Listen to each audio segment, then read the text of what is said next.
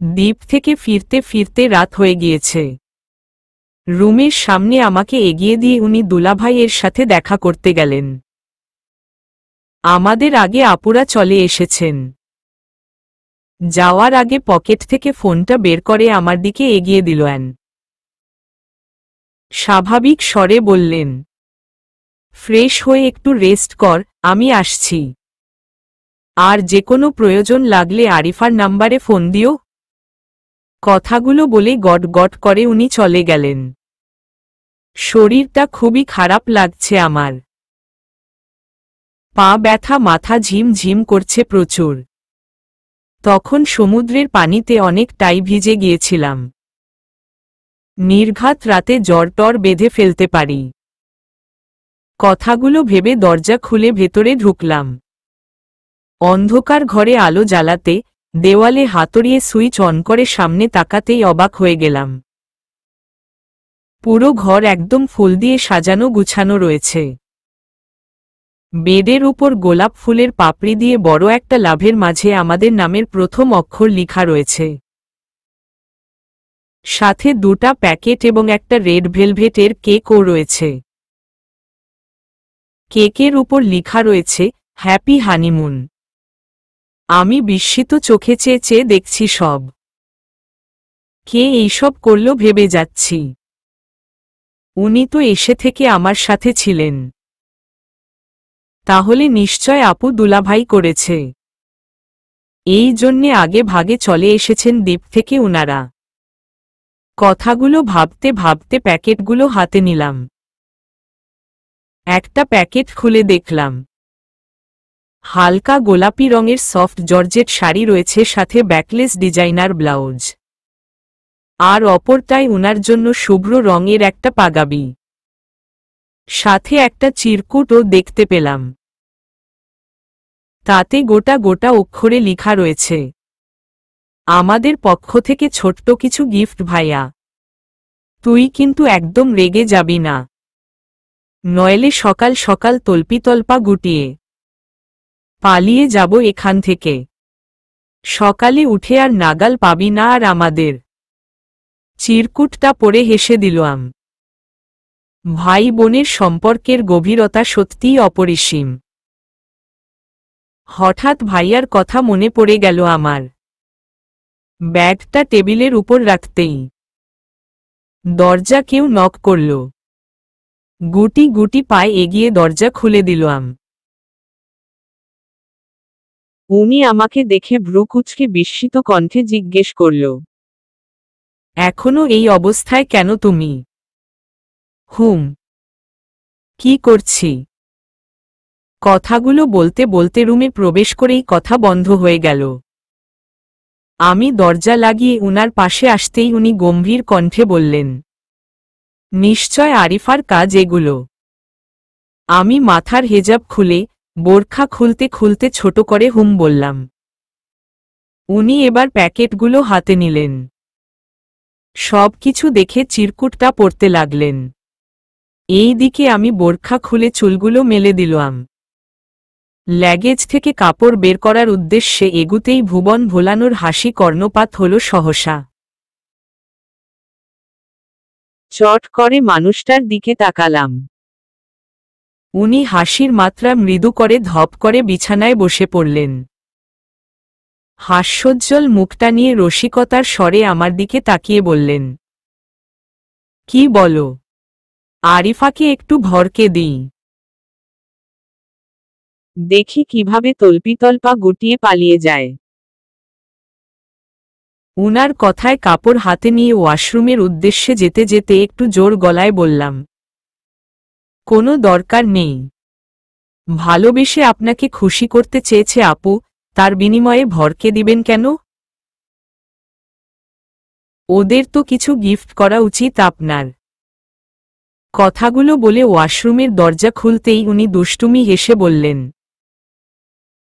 ভালোবেসে আমার বোন তোমাকেও কিছু দিয়েছে, তো সেটাই পরে এসো। কথাগুলো বলে প্যাকেটটা আমার দিকে এগিয়ে দিল। ভ্রু কুঁচকে আমি প্যাকেটটা হাতে নিলাম। ব্লাউজ আর পেটিকোট হাতে নিয়ে শাড়িটা ঝট করে উনার মুখের উপর ছুঁড়ে মারলাম। মুহূর্তেই পুরো মুখমণ্ডল শাড়িতে ঢেকে গেল উনার। প্রাণ খোলা হাসি হেসে আমি দ্রুত বাথরুমে ঢুকে দরজা বন্ধ করে দিলাম। ভেতরে প্রবেশ করে মুখ চিপে হাসতেই দরজায় তীব্র করাঘাত শুনতে পেলাম। তার সাথে রসিকতার ভঙ্গিতে দুষ্টুমি ভরা কিছু কথা বললেন উনি। শুরুটা যখন আপনি করলেন, শেষটা কিন্তু আমিই করব ম্যাডাম। আর আমাকে আপনার ঠোঁটের মনোমুগ্ধকর হাসি দেখা থেকে বঞ্চিত করার শাস্তিটাও না হয় বরাদ্দ করে রেখে দিলাম। গোসল সেরে পেটিকোট ব্লাউজ পরে নিজেকে ওড়না দিয়ে পেঁচিয়ে নিলাম। চুপি চুপি দরজা খুলে মাথা বের করে রুমের মাঝে উকিঝুঁকি দিলাম। কোথাও উনাকে দেখতে না পেয়ে সত্যির নিঃশ্বাস ফেলে ছোট ছোট ধাপ ফেলে আয়নার সামনে এসে দাঁড়ালাম। খাটের উপর থেকে শাড়িটা এনে যত দ্রুত সম্ভব পরতে লাগলাম। শাড়িটা পরে আয়নায় নিজেকে দেখে হতবাক হয়ে তাকিয়ে আছি। আমার জীবনে এত পাতলা শাড়ি আমি কখনো গায়ে জোড়াইনি। ধাপে ধাপে যেন শরীরের ভাঁজ ফুটে উঠেছে। কোমর পেট আংশিক দেখা যাচ্ছে। কথাগুলো ভেবে ভালোভাবে আঁচলটা ঠিক করলাম। বুঝতে বাকি নেই ইচ্ছে করে আপু আমাকে এমন শাড়ি দিয়েছেন। পিছনে পিঠোটা 2 ইঞ্চি বাদে পুরোটাই ফাঁকা। পিঠে ফিতা বাঁধার চেষ্টায় হাত বাড়াতেই দরজা খট করে খোলার শব্দ হল। চমকে উঠে আমি সামনে ঘুরলাম। শুভ্র রঙের পাগাবি গায়ে ভেতরে প্রবেশ করলেন উনি। উনার দিকে একবার তাকিয়ে চোখ নিচু করলাম। আমি এত সুদর্শন রূপে সামনে দাঁড়ালে যে চোখে চোখ রাখা দায় হয়ে যায়। উনি দরজা লাগিয়ে একটু একটু করে এগিয়ে আসতে লাগলেন আমার দিকে। উনার প্রতিটি পদক্ষেপ যেন ঝড় তুলল আমার বুকে। নিশ্চুপ বরফের ন্যায় মাথা নিচু করে দাঁড়িয়ে রইলাম। উত্তেজনায় হাত কচলাতে লাগলাম। উনি একদম সামনে এসে দাঁড়ালেন। আমাদের মাঝে মাত্র কয়েক ইঞ্চি দূরত্ব। আর চোখে উনার দিকে তাকাতেই ঝট করে কোমর আঁকড়ে জোরে টান দিয়ে সব দূরত্ব যেন ঘুচিয়ে দিলেন সহসা। আচমকা উনার এমন স্পর্শে শিউরে উঠলাম আমি। উনার বুক ছুঁই ছুঁই হয়ে দাঁড়িয়ে রইলাম। অনুভব করলাম কোমর হতে হাতটা পিছনে নিয়ে গেলেন। উন্মুক্ত পিঠে হালকা করে হাত ছুঁয়ে দিলেন। শরীরে বিদ্যুৎ চমকানোর মতো অনুভূতি হল। মৃদু কেঁপে উঠলাম আমি। অনুভব করলাম সামনে থেকেই দুহাতে সুনিপুণভাবে ব্লাউজের ফিতা বেঁধে দিলেন উনি। চোখ বুজে ঠাই দাঁড়িয়ে রইলাম আমি। উনার হাতের বিচরণ মাথায় অনুভব করলাম, তোয়ালে দিয়ে পেঁচিয়ে রাখা চুলগুলো মুক্ত করে দিলেন উনি। চুলগুলো যেন ছাড়া পেয়ে মুহূর্তেই ছড়িয়ে পড়ল পিঠ জুড়ে। উনার প্রতিটি স্পর্শে কেঁপে উঠছি ক্ষণে ক্ষণে। কপালে কপাল ঠেকিয়ে উনি মোহময় স্বরে বললেন, নিজের শান্তির জন্য রেডি হও অর্ধাঙ্গিনী। কথাটুকু বলে উনি কিছুটা ঝুঁকে এলেন আমার দিকে। চিবুকে হাত দিয়ে মুখটা উঁচু করে ধরলেন। চোখ খোলার ক্ষমতা বুঝি একদম হারিয়ে ফেলেছি আমি। তাই চোখ বন্ধ করে অপেক্ষা করতে লাগলাম উনার দেওয়া শান্তির জন্য। উনি ঝুঁকে এসে আমার থুতনির বাম পাশে থাকা তিলের উপর মৃদু করে একটা বাইট দিলেন। আমার ভাবনার বিপরীত হওয়ার জন্য আমি আঁতকে উঠলাম। নিঃশ্বাসের দ্রুত উঠানামা শুরু হলো বুকে। উনি চিবুক ছেড়ে গলাতে মুখ নামালেন, পরপর গলায় থাকা মোট 3টা তিলের উপর একইভাবে ছুঁয়ে দিতে লাগলেন। উনার প্রতিটি বাইটে আমি শাড়ি খামচে শক্ত করে দাঁড়িয়ে রয়েছি। ঝট করে আমাকে পাশ ফিরে দাঁড় করিয়ে পিছন থেকে জড়িয়ে ধরলেন। নিঃশ্বাসের মাত্রা যেন ক্রমাগত বাড়তে থাকল আমার। পিছনে থাকা চুলগুলো হাত দিয়ে সরিয়ে বাম কাঁধের সামনে দিলেন। কয়েক মিনিট আগে যেই হাতে ব্লাউজের ফিতা লাগিয়ে দিয়েছিলেন, সেই হাতেই পুনরায় খুলে দিলেন ফিতাগুলো। ডান কাঁধ হতে হাতাটা খানিক নামিয়ে দিল। ডান কাঁধের পিছনে থাকা তিলের উপর খুব গভীরভাবেই বাইট দিল। অফুস্থে মুখ দিয়ে খুব ধীরে ঈষৎ শব্দ বের হয়ে গেল আমার। কানের কাছে উনার গরম নিঃশ্বাস অনুভব হল সাথে সাথে। সহসা উনি কানে ঠোঁট ছুঁই ছুঁই রেখে ফিসফিস করে বললেন, সবে তো শাস্তির শুরু অর্ধাঙ্গিনী। শেষ ছোঁয়াটা আরও গভীরভাবে ছুঁয়ে দিব। তোমার ঠোঁটের উপরের তিলটাতে। তোমার মুখটার দিকে যতবার তাকায়। তোমার ঠোঁটের উপরের তিলটা আমাকে ভীষণভাবে কাছে টানে। হুট হাট ছুঁয়ে দেওয়ার পীড়াতে আমাকে ক্ষতবিক্ষত করে। তোমার শাস্তির সাথে তাকেও একটু গভীরভাবে শাস্তি দিতে চাই। কথাটা শেষ হতেই দরজায় ঠক ঠক করে শব্দ হল। এতক্ষণ আবেশে বিভোর থাকলেও চট করে সরে গেলাম আমি উনার থেকে। ফ্লোরে পড়ে থাকা তোয়ালেটা তুলে নিয়ে নিজেকে ঢেকে নিলাম। এই শাড়িটা পরে দ্বিতীয় কেউ আমাকে দেখুক সেটা চাই না আমি। তাই পর্দার আড়ালে দাঁড়িয়ে গেলাম। আচমকা এমন হবে উনি মনে হয় একদম আশা করেননি। তাই একটু বিরক্ত হলেন। বিরক্ত মাখা মুখ নিয়ে দরজা খুললেন। দরজার ওপাশে কে রয়েছে ঠিক বুঝতে পারলাম না, তবে অনুমান করলাম হয়তো রিসোর্ট থেকে কেউ এসেছেন, কারণ উনি আরবিতে কিছু বলছেন। হঠাৎ উনি আমার দিকে তাকালেন, চোখের ইশারায় বোঝাতে চেষ্টা করলেন ওয়াশরুমে যাও।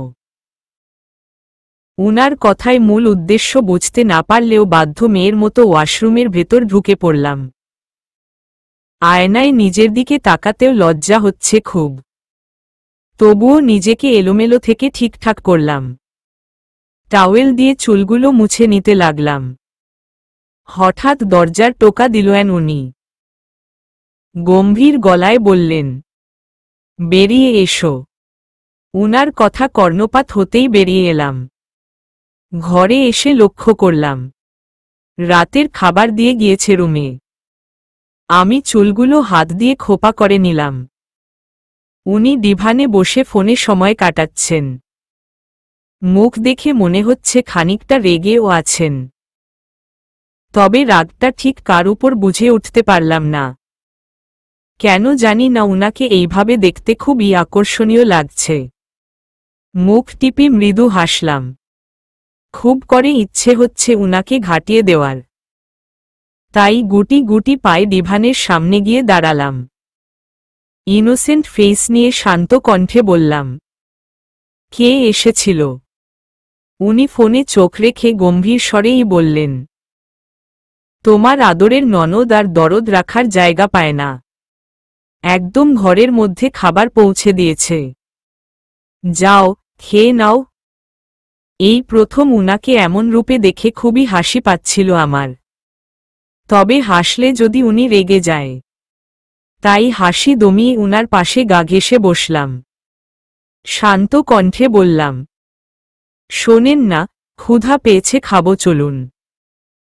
উনি আগের ন্যায় গম্ভীর কণ্ঠে বললেন, মুড অফ। খাবো না, তুমি খেয়ে নাও।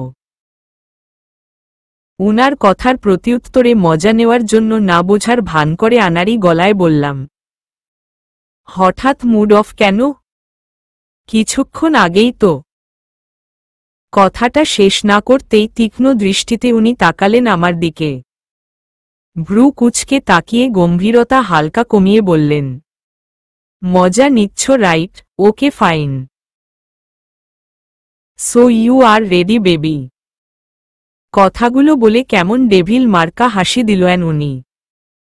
হঠাৎই গম্ভীর মুখটাতে দুষ্টুমি দেখতে পেলাম। বেশি পাকনামির জন্য এক বালতি পানিতে ডুবে মরতে ইচ্ছা করছে এখন আমার। ঢোক গিলে একটু দূরে সরে বসলাম। উনি এক ধাপ এগিয়ে এসে আবার গা ঘেঁষে বসলেন। কাচুমাচু হয়ে মিন মিন করে বললাম, কিসের জন্য রেডি? উনি এবার মুখ টিপে হাসলেন। মাথা নিচু করে আমার নাকে নাক ঘষে বিড়বিড় করে বললেন, seriously? I'd don't know sweetheart. উনার মতিগতি বুঝতে পেরে লজ্জা পেল আমার। পাশ কেটে দ্রুত উঠে যেই একটা ছুট দিয়েছি। পিছনে তীব্র জোরে টানের অনুভব হল।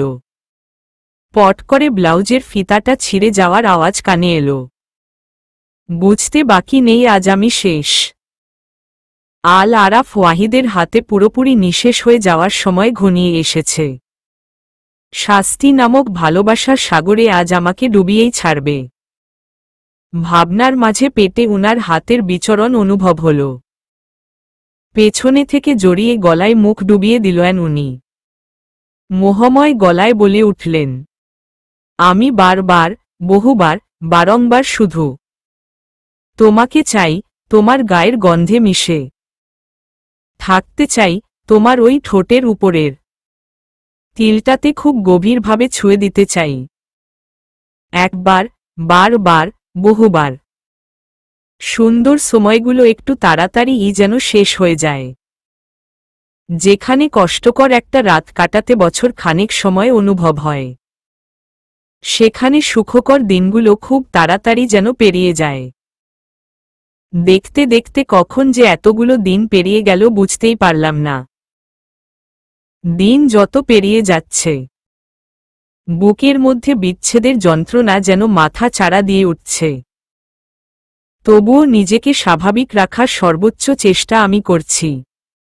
আমি চাই না যে কয়টা দিন আমি থাকব, সেই কয়টা দিন আমার জন্য তাকে বিষণ্ণতায় পড়তে হয়। প্রায় সপ্তাহ খানেক হল উনি অফিসে জয়েন্ট করেছেন। এখানে এসে শুনলাম মাও নাকি একটা বেবি সেটিং সেন্টারে জব করেন। সবাই অফিসে যাওয়ার পর উনার একা একা খুবই বিরক্তি ফিল হতো। তাই আরিফা আপু উনাকে একটা বেবি সেটিং সেন্টারে জবের ব্যবস্থা করে দিয়েছেন। সেখানে কর্মরত বাবা মা তাদের সন্তানদের রেখে যান। মা তাদের দেখাশোনা করে এবং তাদের নিয়ে সময় কাটায়। একদিন মায়ের সঙ্গে গিয়েছিলাম আমি সেখানে। বাচ্চা যাদের পছন্দ তাদের জন্য জায়গাটা সত্যিই অনেক সুন্দর। এই কয়দিনে একদম পাকা গৃহিণী হয়ে গিয়েছি আমি। সকাল থেকে সারাদিন বাড়ির কাজ করতেই সময় চলে যায়। তাই প্রথমে একা হয়ে যাব, ভয় পেতে পারি, এই রকম চিন্তা চেতনা আসলেও এখন আলহামদুলিল্লাহ নিজেকে মানিয়ে নিয়েছি। মোটামুটি বলতে গেলে সংসার জীবনটা আমার ভালোই চলছে। সারাদিন সংসারের কাজের পর স্বামী, শ্বশুর শাশুড়ির দায়িত্ব, অফিস থেকে এসে উনার দুষ্টু মিষ্টি আচরণ, বুক ভরা ভালোবাসা, সব মিলিয়ে একদম সুন্দর একটা জীবন মনে হয় আমার। তবে চোখের পলকে যে দিনগুলো ফুরিয়ে যাচ্ছে, সেই কথা মনে হলেই বুকে মোচড় দিয়ে ওঠে। প্রথম 7 দিন উনি আমাকে প্রচুর সময় দিয়েছেন। দুবাইয়ের সবচেয়ে সুন্দর সুন্দর জায়গাগুলোতে ঘুরতে নিয়ে গিয়েছেন। হুটহাট বাহিরে খাওয়াতে নিয়ে গিয়েছেন। জীবনের সবচেয়ে সুন্দর সময় কাটিয়েছি এই 7 দিন। বিকেল 5টার মধ্যে মা বাসায় চলে আসে। তারপর আসে বাবা। কিন্তু উনার আসতে এখন একটু দেরি হয়। প্রথম সন্ধ্যার পর আসলেও এখন একটু রাত হয় আসতে। বিছানায় শুয়ে চুপচাপ ফেসবুকে সময় কাটাচ্ছি। সময়ের দিকে তাকিয়ে বিস্মিত হলাম। 10:30 বেজে গেছে, উনি এখনো এলেন না। ভেবে চিন্তিত বোধ করলাম। সেই দিনের পর থেকে কখনোই বেশি রাত করেননি উনি। রাত 9টার মধ্যে উনি বাড়ি ফিরে আসেন। অনলাইনে অ্যাক্টিভ দেখে ছোট করে একটা মেসেজ পাঠালাম, কখন আসবেন? তবে মেসেজটি সিন হল না। হয়তো কাজে ব্যস্ত ভেবে আর কিছুক্ষণ অপেক্ষা করার সিদ্ধান্ত নিলাম। তবে সময় যখন ঠিক 11টা পেরিয়ে গেল, অপেক্ষার বাদ যেন ভেঙে পড়ল আমার। শোয়া থেকে উঠে বসলাম। অনলাইনে চেক করে ও যখন অ্যাক্টিভ দেখলাম না, তখন আরও চিন্তা হতে লাগলো আমার। বরাবরের মতো একটু বেশি ইমোশনাল আমি। মাথাতে হাজারো উটকো ভাবনা এসে হানা দিল। চোখ ক্রমশ ভিজে উঠল। প্রথম অফিস যাওয়ার সময় উনি আমাকে এই দেশের একটা সিম দিয়েছিলেন প্রয়োজনে উনাকে ফোন দেওয়ার জন্য। তবে এত দিনেও উনাকে ফোন দেওয়ার একদিনও প্রয়োজন হয়নি। টুকটাক যেটুকু কথা হয়েছে টেক্সটের মাধ্যমে হয়েছে। তবে আজ উনার নাম্বারে ডায়াল করলাম, তবে উনি ফোনটা রিসিভ করলেন না। অবাধ্য নোনা পানিগুলো যেন পাল্লা দিয়ে গড়িয়ে পড়তে লাগল। উনাকে আবার ফোন দিতে দিতে বিড়বিড় করে বলতে লাগলাম, আল্লাহ প্লিজ উনাকে ফোন রিসিভ করতে বলো, আল্লাহ প্লিজ। আমার কথার মাঝেই উনি ফোন রিসিভ করলেন। ফোন রিসিভ হয়েছে দেখেই উনাকে কিছু বলার সুযোগ না দিয়েই অস্থির কণ্ঠে বলে উঠলাম, কোথায় আপনি? কখন আসবেন? আমার কথার উত্তরে উনি খুব শান্ত স্বরে বললেন, এই তো চলে এসেছি, লিফটে আছি এখন। উনার কথায় বুকের উপর থেকে মনে হয় 1 টন ওজনের বোঝা নেমে গেল। সত্যির নিঃশ্বাস ফেলে হাসি মুখে আচ্ছা বলে ফোন কেটে দিলাম। উনি চলে এসেছেন ভেবে জড়িয়ে যাওয়া বিছানা ঝেড়ে ঠিক করলাম, চোখ ভালোভাবে মুছে আয়নার দাঁড়িয়ে চুলগুলো ছেড়ে দিলাম। এসে থেকে উনি রোজ রাতে ঘুমানোর আগে নিজ হাতে আমার চুল আঁচড়িয়ে বিনুনি করে দেয়। এইটা নাকি উনার অনেক দিনের ইচ্ছে। তবে বিষয়টা যে আমার ও খুবই ভালো লাগে তা কখনোই প্রকাশ করিনি আমি। শুধু চোখ বুজে অনুভব করতাম, কি যে ভালো লাগত। কলিং বেলের শব্দে কুচি ধরে শাড়ি একটু উঁচু করে দৌড় লাগালাম। দরজার সামনে গিয়ে শাড়ি ঠিকঠাক করে হাসি মুখে দরজা খুলে দিলাম। আমার হাসি মাখা মুখশ্রীর দিকে তাকিয়ে উনি মলিন হাসলেন। হাসি খুশি সুন্দর চেহারাটা হঠাৎ যেন ফ্যাকাশে দেখাচ্ছে। প্রতিদিন যেই হাসি মুখ নিয়ে উনি বাড়ি ফিরেন, সেই হাসি মুখটা আজ কেমন মলিন লাগছে। নিঃশব্দে আমাকে পাশ কাটিয়ে উনি ভেতরে আসলেন। উনাকে ওভাবে দেখে আমার মুখের হাসিটা হারিয়ে গেল। চুপচাপ দরজা বন্ধ করে দিলাম। পিছনে ফিরতে ফিরতে উনি রুম অবধি পৌঁছে গিয়েছে। ডিভানে ব্যাগটা রেখে শার্টের হাতার বোতাম খুলতে খুলতে আমার দিকে তাকালেন। আমি ধীর পায়ে উনার সামনে এসে দাঁড়ালাম। আলতো হাতে উনার শার্টের বোতাম খুলে দিতে দিতে শান্ত স্বরে বললাম, মুখটা এত বিষণ্ণ দেখাচ্ছে কেন? উনি অপলক দৃষ্টিতে আমার দিকে তাকিয়ে শান্ত স্বরে বললেন, কাজের অনেক প্যারা ম্যাডাম। দেশে গিয়েছিলাম 1 মাস, এখানে এসে অসুখে পড়ে ছুটি নিয়েছিলাম 8 দিন। তুমি এসেছিলে তখন নিয়েছিলাম 7 দিন। সেই ছুটি কাটানোর বেনিফিট দিচ্ছে কোম্পানি। শেষের কথাগুলো বলার সময় উনি তাসিল্যের হাসি হাসলেন। 2 হাত দিয়ে শার্ট খুলতে লাগলেন। আর চোখে আমার দিকে তাকিয়ে ধীর কণ্ঠে বললেন, সময় তো হয়ে এলো বলো। তোমাকে একা ছাড়তে মোটেও চাইছি না। আবার হয়তো কিছুদিন ছুটি লাগবে, তাই প্যারাটা একটু বেশিই হচ্ছে। এমনি এমনি তো আর ওরা আমাকে স্যালারি দেয় না। 1 ফোঁটা ঘাম ঝরলে 1 টাকা উপার্জন হয়, বুঝেছ? কথাগুলো বলে উনি ওয়াশরুমের উদ্দেশ্যে পা বাড়ালেন। গলা উঁচু করে আমাকে টি-শার্ট ট্রাউজার রেডি রাখতে বললেন। উনার কথা শুনে বুকটা ধক করে উঠল। পৃথিবীতে তো সবচেয়ে নিঃস্বার্থ হল পুরুষ মানুষ। এই যে এত কষ্ট, এই যে এত পরিশ্রম। পুরো 1 মাস কষ্ট করে মাস শেষে যখন টাকা পায়, তার মধ্যে ঠিক কত টাকা তার নিজের জন্যে ব্যয় করেন, সমস্ত পরিবারের জন্য ব্যয় করে দেয়। এই যে বহু প্রবাসী ভাই যারা দেশের বাহিরে থাকেন, বাড়ির মানুষগুলোর কাছে সে টাকার মেশিন হলেও তারা যে ঠিক কতটা কষ্ট করেন, একমাত্র তারা আর উপরওয়ালাই জানেন। তবে আমরা শুধু জানি কবে টাকা পাঠাবেন। এবার টাকা পেলে কানের দুল বানাবো, মেয়ের চেনও বানাবো, দামি মোবাইল কিনব। কত শত আবদার ইচ্ছে। তবে একবার আমরা ভেবে দেখেছি উনারা কি চাই। উনাদের টাকা উপার্জন করতে ঠিক কতটা কষ্ট হয়। আমরা তো শুধু আমাতেই ব্যস্ত। আজ উনার একটা কথা কেন জানি না মন ছুঁয়ে গিয়েছে। পুরুষ জাতির প্রতি সম্মান বেড়ে গিয়েছে বহুগুণ। এক ফোঁটা ঘাম ঝরালে 1 টাকা উপার্জন করা যায়। কথাগুলো ভেবে বুক চিরে দীর্ঘশ্বাস বেরুল। তবে যখন মনে হলো উনি আমাকে রাখতে যাবেন, বিষণ্ণ মনটা হঠাৎই খুবই খুশি হল।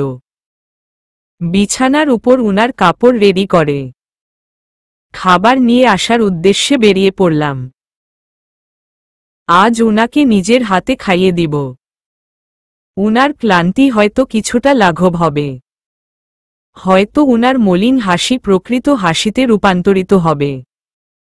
তাহলেই নিজেকে সার্থক অর্ধাঙ্গিনী হিসেবে উপলব্ধি করতে পারব। আজ শুক্রবার।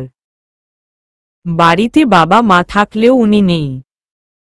কি যেন প্রয়োজনে আজ সকালে উনার স্যার ফোন দিয়েছিলেন। কয়েকদিন উনার এত কাজের চাপ ছিল যে বাসায় ঠিকমতো খাবার ও খাওয়া হয়নি। তাই আজ যেহেতু ছুটি সেই ভেবে সকাল সকাল উঠে বিরিয়ানি রান্না করছিলাম। তবে আমার বিরিয়ানি রান্নার মাঝপথে থাকতেই উনার জোরে একটা ডাক শুনতে পাই। ঝটপট চুলার জাল কমিয়ে হাত মুছতে মুছতে বাহিরে গিয়ে দেখি উনি ফর্মাল ড্রেসে শার্টের হাতা গুটাতে গুটাতে আমার দিকে একবার তাকালেন। খুব দ্রুত দরজার কাছে গিয়ে আমাকে উদ্দেশ্য করে রাশভারী গলায় বললেন, দরজা লাগিয়ে দাও, অফিস থেকে ফোন এসেছে, অফিসে যেতে হবে।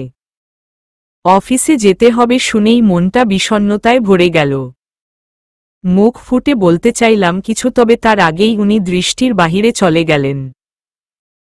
এই দিকে যে তার প্রাণপ্রিয় মানুষটার চোখ ভিজে উঠেছে, সেটা একবারও দেখলেন না। বিষয়টা ভেবে অভিমান হল খুব। অভিমানে দুফোঁটা অশ্রু গড়িয়ে পড়ল।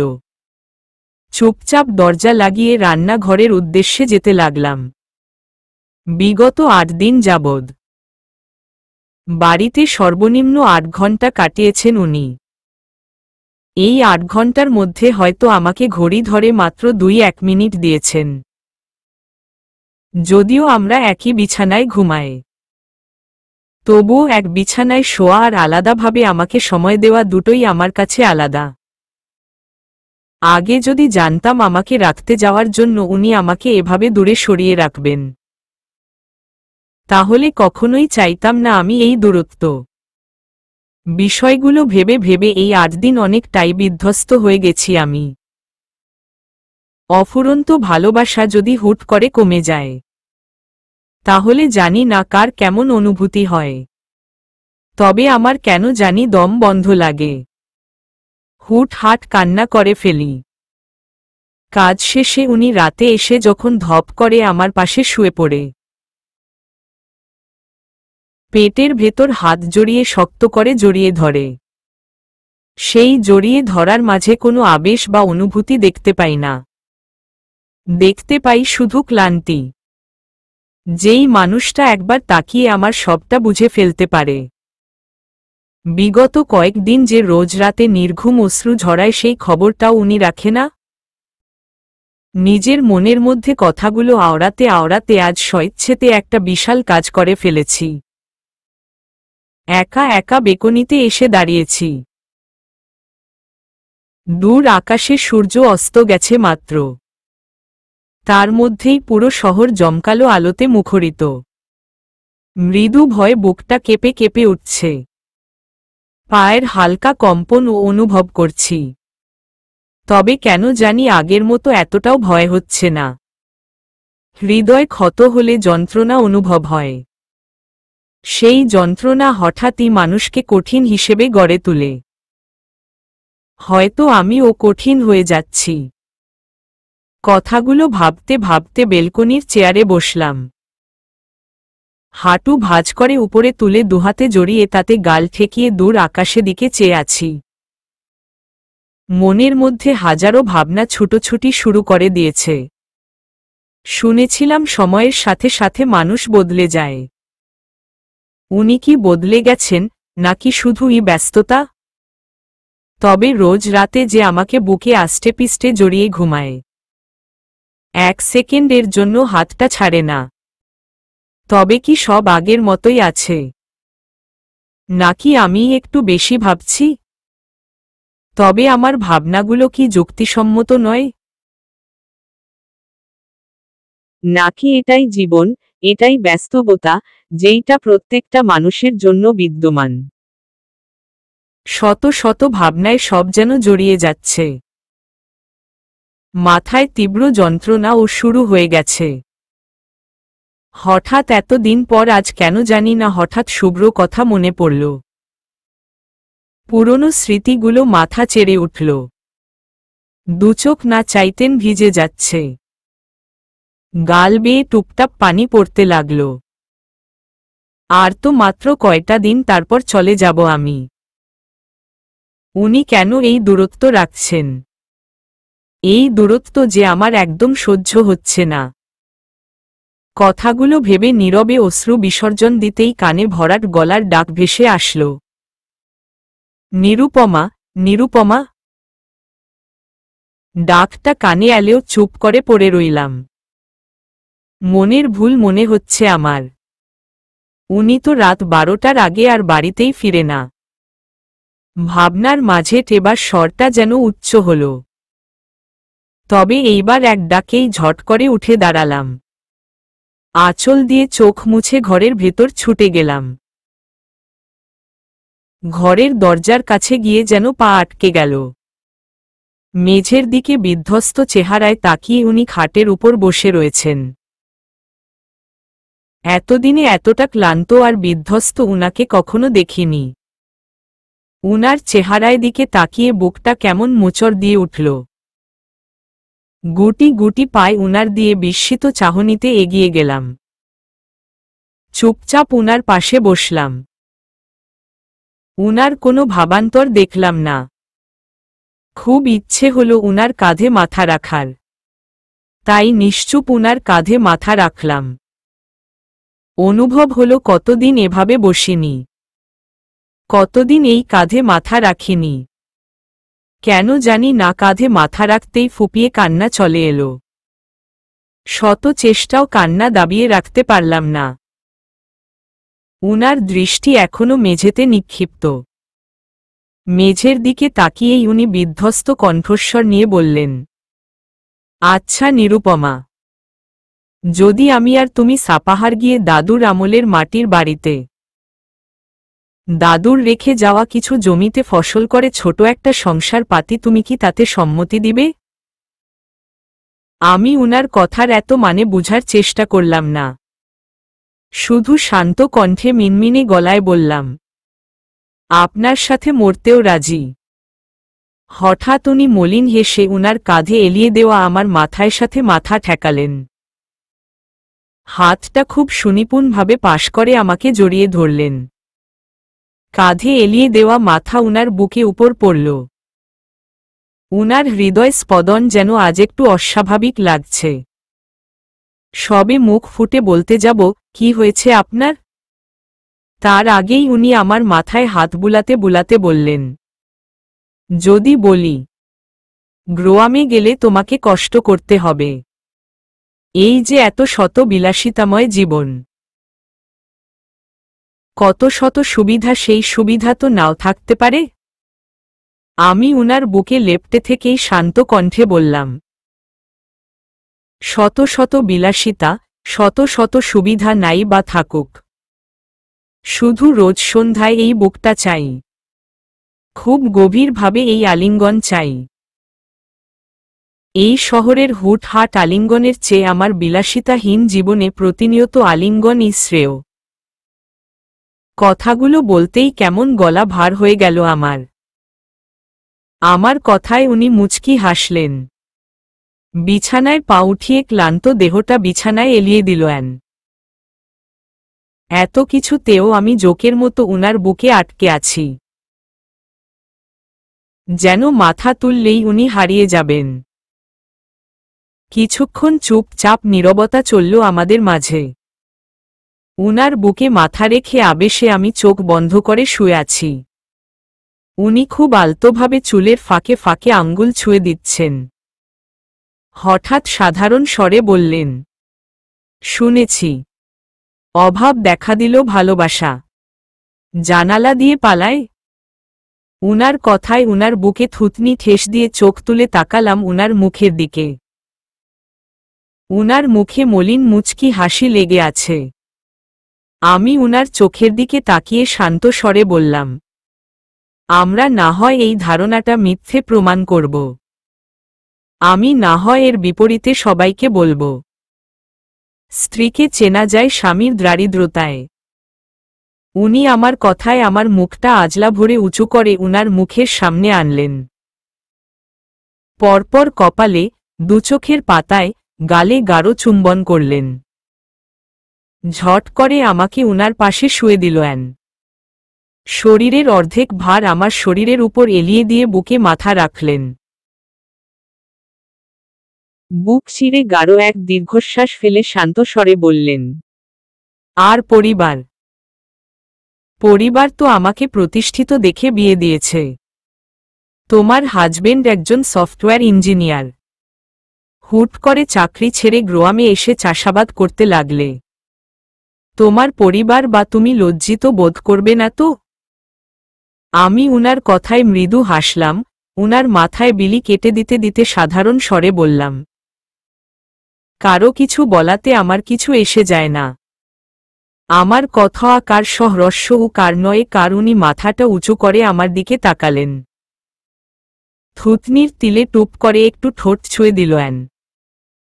তারপর আমার চোখের দিকে তাকিয়ে শান্ত স্বরে বললেন, এত কিছু কেন বলছি তা কি তুমি বুঝতে পেরেছ? আমি উনার কথায় উনার গালে হাত রেখে না সম্মতিতে মাথা নাড়িয়ে শান্ত স্বরে বললাম, উমম হুমমম বুঝিয়ে দিন।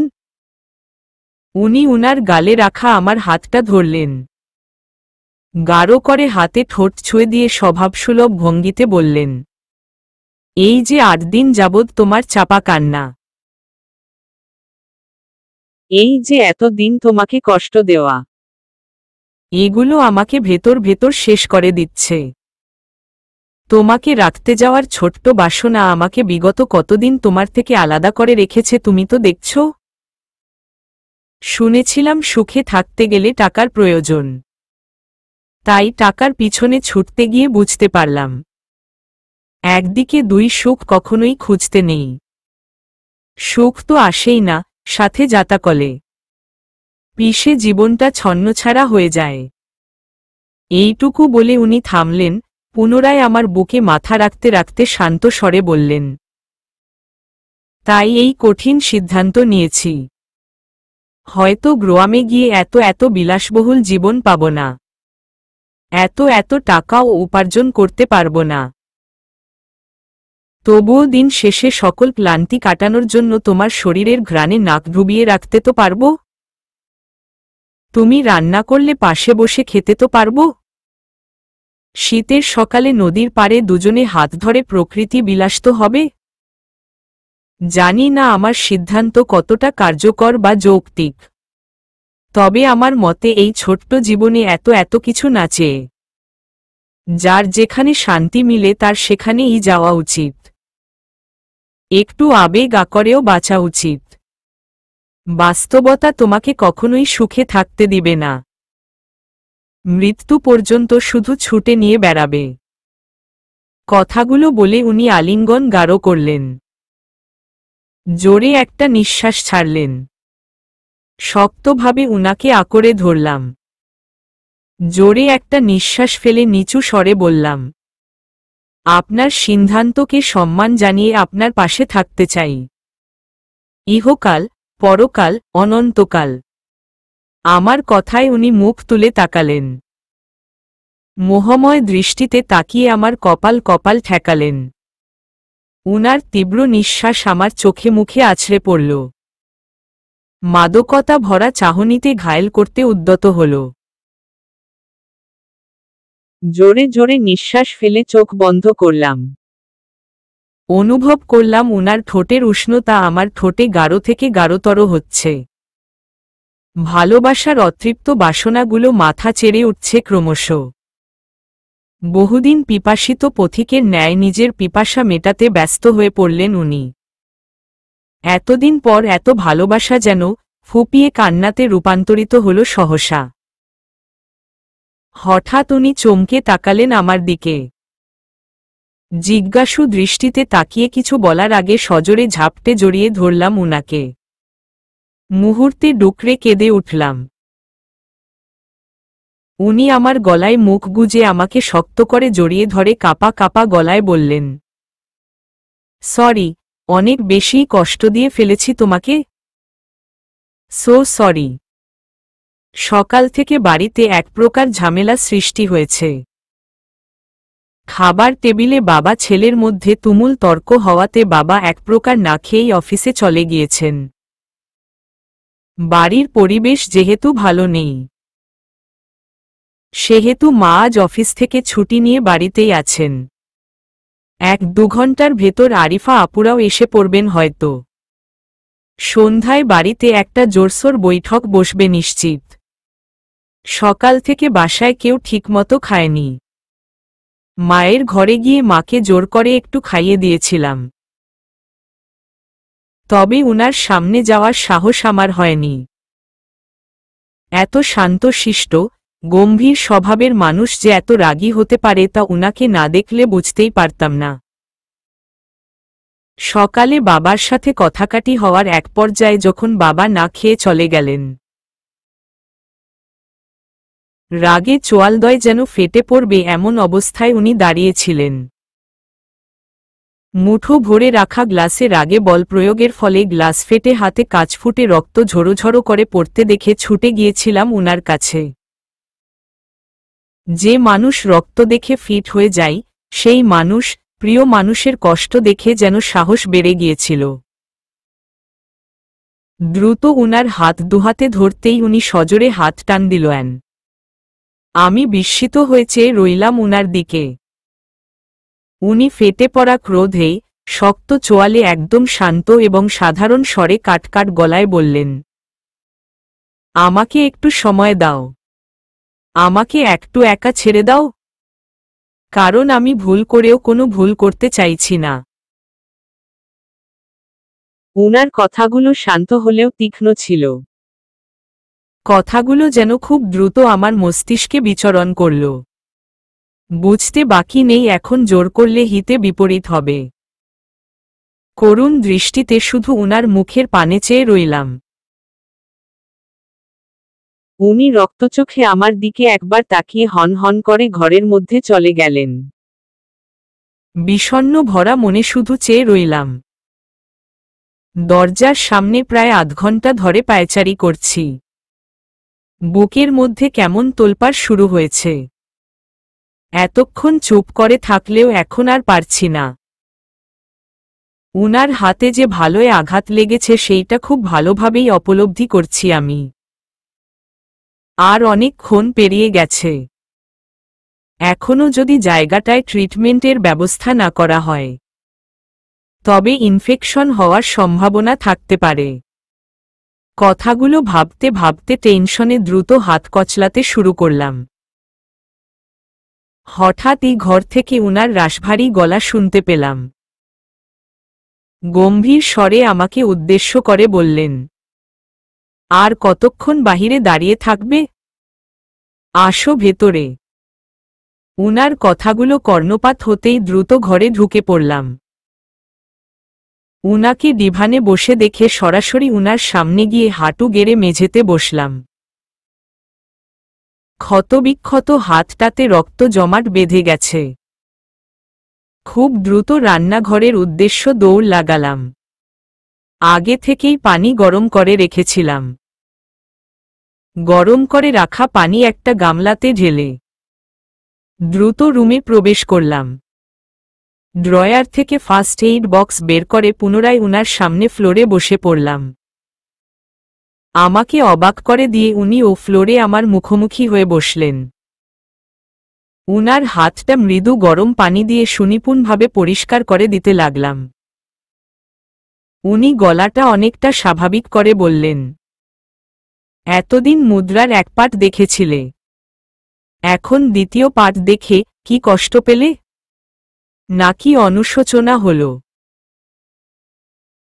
উনার কথায় আমার কোনো ভাবান্তর হলো না। মনোযোগ দিয়ে উনার ক্ষত জায়গা পরিষ্কার করতে করতে শান্ত কণ্ঠে বললাম, না কষ্ট হয়েছে, না অনুশোচনা হয়েছে। আমি তো একজন মানুষকে ভালোবেসেছি, তাই না? একজন মানুষের ভালো মন্দ সব দিক বিদ্যমান। যদি শুধু ভালো দিকগুলোকে ভালোবাসি আর খারাপ দিকগুলোকে ঘৃণা করি, তবে তো শুধু অর্ধেক মানুষকে ভালোবাসলাম, কিন্তু পেতে চাইলাম পুরো মানুষটাকে। তাহলে তো নিজের কাছে নিজেই ঠকে গেলাম। দিন শেষে অযথায় কষ্ট বেড়ে যাবে। কথাগুলো বলে একটু থামলাম। ক্ষতস্থানে সাবলন মলম লাগিয়ে হালকা করে ফু দিলাম। তারপর খুব স্বাভাবিকভাবে উনার দিকে তাকিয়ে শান্ত স্বরে বললাম, আমার যে পুরো মানুষটাকে চাই, তাকে পুরোটাই ভালোবাসতে চাই। তাকে ভালোবাসতে না পারলেই আমার অনুশোচনা হবে, কষ্ট হবে। কথার মাঝে আচমকা উনার জোরালো আলিঙ্গনে আমি টাল সামলাতে হিমশিম খেয়ে গেলাম। তবুও নিজেকে সামলিয়ে উনার পিঠে হাত বুলিয়ে দিতে লাগলাম। উনি অস্থির কণ্ঠে বিড়বিড় করে বলতে লাগলেন, এই যে তোমার চোখে মুখে সহজ স্বীকারোক্তি, এই স্বীকারোক্তি আমি সারা জীবন দেখতে চাই প্রিয়। দিন শেষে শুধু তোমার মাদকতায় মিশে থাকতে চাই। নিজের অজান্তে করা ভুলগুলো তুমি প্লিজ শুধরে নিও। বড় বেশি ভালোবাসি তোমায় নিরুপমা। বসার ঘরে তুমুল আলোচনায় বসেছে সবাই। আপু দুলাভাই বিকেলে এসে পৌঁছেছেন। যে বাবা ছেলের মধ্যে মতের কখনো অমিল হয়নি, তারা যে আজ কথা কাটাকাটি করছেন। প্রথমে আপু বিশ্বাস করতে পারেননি। মায়ের প্রেশারটা হঠাৎই বেড়ে গেছে সন্ধ্যার পর থেকে। উনি যেন মহা এক বিড়ম্বনাতে পড়ে গিয়েছেন। না পারছে বাবার পক্ষে যেতে, না পারছে ছেলের পক্ষে যেতে। উভয় সংকটে পড়েছেন মা। বাবার ভাষ্য মতে এত বড় জব কেউ ছাড়ে। মানুষ খুঁজে খুঁজে এমন চাকরি পায় না। আর উনি চাকরি ছেড়ে দেশে চলে যাবেন, এইটা কিভাবে মেনে নেওয়া যায়? লোকে কি বলবে? এত পড়াশোনা করে লাভ কি হলো? শেষ পর্যন্ত বিষয়টা পুরো পরিবার মিলে সিদ্ধান্ত নেওয়ার জন্য আমার পরিবারের সদস্যদের ভিডিও কলের মাধ্যমে আলোচনায় শামিল করা হলো। সব বিষয়ে শুনে আম্মু, আব্বু উনার পক্ষে বাবাকে বোঝাতে চেষ্টা করলেন। সব শেষে বাবা অনেকটা মলিন মুখেই উনার সিদ্ধান্তে রাজি হলেন। এখানে উনার অসন্তুষ্টি উনার চোখে মুখে খুব ভালোভাবেই ফুটে উঠেছিল। রাতের খাবার টেবিলে আমি আর আপু মিলে পরিবেশন করলাম। বাবা আর উনি কেউ এখনো আসেনি খাবার টেবিলে। আপুকে বললাম উনাকে ডেকে আনতে। আর আমি চললাম বাবার রুমের উদ্দেশ্যে। ঘরের দরজায় টোকা দিলাম। ঘরের ইজি চেয়ারে বাবা চোখ বুজে বসেছিলেন। চোখ মেলে তাকালেন আমার দিকে। আমাকে দরজার বাহিরে দাঁড়িয়ে থাকতে দেখে গম্ভীর গলায় বললেন, বাবার ঘরে মেয়েকে প্রবেশ করতে এত পারমিশনের প্রয়োজন নেই। আমি মুচকি হেসে ঘরের মধ্যে প্রবেশ করলাম। খাটের উপর বসে শান্ত কণ্ঠে বললাম, খেতে আসুন বাবা, অনেক রাত হয়ে যাচ্ছে। আপনাকে আবার সময় মতো ঔষধ নিতে হবে। আমার কথায় বাবা তাসিল্যের হাসি হাসলেন। মুখে কিঞ্চিত গম্ভীরতা বজায় রেখে রাশভারী গলায় বললেন, এত যত্ন করে মায়া বাড়িয়ে কি লাভ মা? সেই তো আরাফের সাথে 3 দিন পর চলে যাচ্ছ। বুড়ো মা বাবাকে ছেড়ে চলে যাওয়া, এটা কি আরাফের ঠিক হচ্ছে বল? উনার কথাগুলো শুনে মাথা নিচু করে ফেললাম। সত্যিই কিছু বলার ভাষা নেই আমার। কি বা বলা যায় এখানে, তবে আমি বা কি করতে পারি? কথাগুলো ভাবতেই দরজা হতে রাশভারী গলায় উনি বলে উঠল, তোমার কথার অবাধ্য কখনো হয়নি বাবা। আর তুমিও কখনো আমার উপর কোনো কিছু চাপিয়ে দাওনি। তবে আজ কেন মুখ ফিরিয়ে নিচ্ছ? চল না আমরা সবাই দেশে ফিরে যাই। উনার কথার উত্তরে বাবা গম্ভীর গলায় বললেন, যাওয়ার হলে তুমি চলে যাও। আমি এখনো যেতে চাই না। এখনো শরীর অকেজো হয়ে যায়নি। নিজের কর্ম করে খাওয়ার মতো যোগ্যতা এখনো রয়েছে। যেদিন থাকবে না সেদিন দয়া দেখালেই হবে। বাবার কথায় উনি বাবার পায়ের কাছে এসে ফ্লোরে এসে ধপ করে বসলেন। বাবার ডান হাতটা মুঠো ভরে নিয়ে শান্ত স্বরে বললেন, তোমরা আমার দয়ার পাত্র নয় বাবা, তোমরা আমার দায়িত্ব। জীবনের শেষ নিঃশ্বাস পর্যন্ত এই দায়িত্ব পালন করে যাব ইনশাআল্লাহ। তবে খুশি মনে আমাকে বিদায় দাও। 2টা বছর আমাকে দেশে সময় দাও। আমার মনে রাখা পরিকল্পনা যদি সফল হয়, ইনশাআল্লাহ খুব বেশি দেরি নেই, আমরা আবার একসাথে থাকব। তোমাদের এই ইট পাথরের জগৎ থেকে দূরে রাখব। বসে বসে নাতি নাতনির সাথে সময় কাটাবে আর দেশের মন জুড়ানো প্রকৃতি বিলাস করবে। কথাগুলো বলে উনি থামলেন। মেঝেতে দৃষ্টি দিয়ে জোরে জোরে কয়েকটা শ্বাস নিলেন। কাপা কাপা গলায় শান্ত স্বরে বললেন, এভাবে অভিমান করে বিদায় দিও না বাবা। তোমার দীর্ঘশ্বাস লেগে যদি আর কোনো দিন দেখা না হয়, যদি মাঝপথে প্লেনটা ক্র্যাশ করে, তখন আমি তো হারিয়েই যাব। তবে তুমি তো নিঃশেষ হয়ে যাবে বাবা। উনার কথাগুলো শুনে বুকের ভেতর মোচড় দিয়ে উঠল আমার। চোখ ছলছল হয়ে উঠল ক্রমশ। বিস্ময় বাবার দিকে তাকাতেই বাবা সজোরে উনার কান ধরলেন। কান ধরে মোচড় দিয়ে মেকি রাগ দেখিয়ে বলতে লাগলেন, খুব বাদর হয়েছিস না? খুব বড় হয়েছিস? পাকা পাকা কথা শিখেছিস? ইমোশনাল ব্ল্যাকমেইল করছিস? বাবার কাণ্ডে উনি থতমত খেয়ে আর চোখে আমার দিকে তাকালেন। মৃদু আত্মনাতের ভঙ্গিতে বাবাকে বললেন, বাবা লাগছে তো? আর কি করছো এসব? বউয়ের সামনে এভাবে কান মলে দিয়ে মান সম্মানের ফালুদা বানিয়ে দিচ্ছ কেন? বড় হয়ে গেছি তো আমি। উনার কথায় বাবা কান টেনে উনাকে দাঁড় করিয়ে গম্ভীর স্বরে বললেন, বাজে কথা বললে বউ কেন বাচ্চাদের সামনেও তোকে পিটিয়ে লাল করে দিব, বুঝেছিস? আর তুই আমার সন্তান। সন্তান কখনো বাবা মায়ের চোখে বড় হয় না। কথাগুলো শেষ হতেই উনি জড়িয়ে ধরলেন বাবাকে। অজস্র বার সরি সরি বলে আওড়াতে লাগলেন। বাবা পিঠে হালকা চাপড় দিয়ে নরম কণ্ঠে বললেন, যাও নিজের স্বপ্ন পূরণ করে। এই বুড়ো বুড়িকে নিতে এসো। উনাদের খুনসুটি দেখে আনন্দে চোখ থেকে পানি পড়তে লাগল। মানুষটাকে যত দেখি ততই মুগ্ধ হই। আমার ভাবনার মাঝে বাবা বাহিরে যাওয়ার জন্য পা বাড়িয়ে শান্ত গলায় বললেন, চলো মা, খুব খিদে পেয়েছে। খাবার খেতে দিবে? বাবার কথায় ছোট করে চলুন বাবা বলে একটু এগুতেই বিনুনিতে টান অনুভব হল। বাবা ততক্ষণে দরজা পেরিয়ে বাহিরে চলে গেছেন। আমি ভ্রু কুঁচকে উনার দিকে তাকিয়ে ভ্রু নাচিয়ে বোঝাতে চেষ্টা করলাম কি হয়েছে। উনি ও চোখের ইশারায় কাছে ডাকলেন আমাকে। আমি না সম্মতিতে মাথা নাড়িয়ে বুঝালাম না, যাব না। উনি এবার একটু অভিমান করে আমার চুল ছেড়ে আমাকে পাশ কাটিয়ে চলে যেতে লাগলেন। আমি তড়িৎ বেগে উনার শার্টের কলার ধরে কাছে আনলাম।